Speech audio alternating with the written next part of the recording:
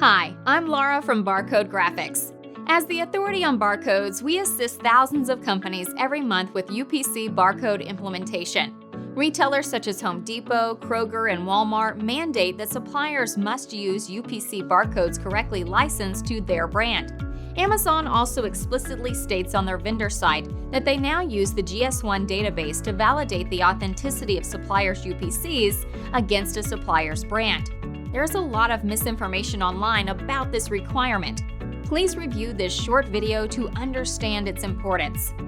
Amazon requires nationally branded items to be identified with a G10. In the US, this is commonly known as a UPC.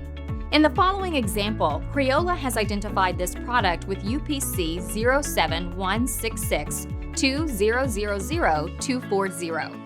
GS1 maintains global databases which can be accessed by the public and subscribers.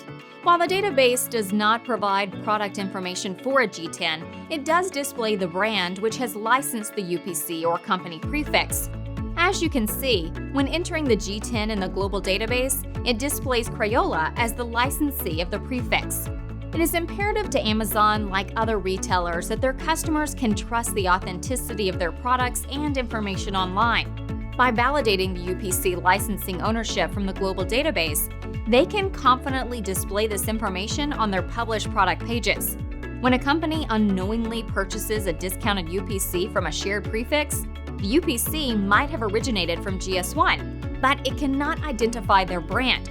That is exactly why Amazon and all major retailers need suppliers to license UPCs and prefixes from GS1. Our role is to facilitate UPC assignments and provide the necessary digital barcode files. Correct barcode identification is critical to your company's success. To learn more, please visit www.barcode-us.com. Our support consultants are available to answer questions via phone or web chat. We are here to help.